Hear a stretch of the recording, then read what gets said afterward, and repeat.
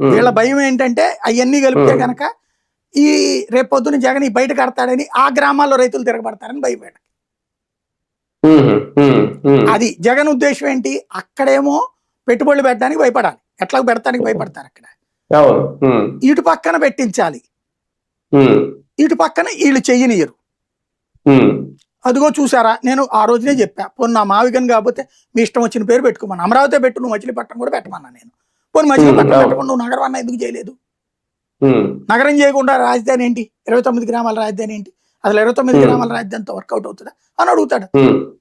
అంటే మొత్తానికి రాజధాని విషయంలో జగన్ అయితే మారారు గతంతో పోలిస్తే. ఆ 3 రాజధానుల కాన్సెప్ట్లు ఇవన్నీ పక్కన పెట్టి జగన్ లో ఒక మార్పు వచ్చింది, ఇక్కడ రాజధాని ఉండాలి అనేది. ఇప్పుడు మారాల్సింది ఇంకా కూటమి ప్రభుత్వం, చంద్రబాబు నాయుడు గారేనా? జగన్ తో భవిష్యత్తులో ఏ ప్రమాదం కాదు, 30 ఏళ్ళు మేమే అధికారంలో ఉంటాం అనేటటువంటిది ఓకే. అలా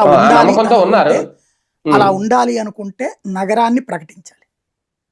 అమరావతి నగరం, విజయవాడ, గుంటూరు, సిఆర్డిఏ పరిధి మొత్తాన్ని ఒక నగరంగా నోటిఫై చేసి పంచాయతీలు, మున్సిపాలిటీలు, కార్పొరేషన్ విలీనం చేస్తే తిరుగులేదు వీళ్ళకి, వీళ్ళు చెప్పినట్టు. అది చెయ్యకపోతే జగన్ ట్రాప్ లో పడ్డవుతారు. వైసీపీ కూడా పెద్ద సీరియస్ పోరాటం ఏం చేయట్లేదా? టైం పాస్ ప్రకటనలే చేయదు, పోరాటాలు చేయదు. చేస్తే ఇంతకుముందు 3 రాజధానులకు చేశారు, ఎవడని పట్టించుకున్నాడు అండి. ఇది జస్ట్ మైండ్ గేమ్ అండి. ఇప్పుడు చంద్రబాబు గారు చెప్పినట్టు పోరాటాలు, ఆ రైతులకు గనక అది లేకపోతే పోరాటాలు వాళ్ళు చేసేవాళ్ళు కాదు కదా. అవును, వాళ్ళు చేశారు కాబట్టి చెప్పగలిగారు.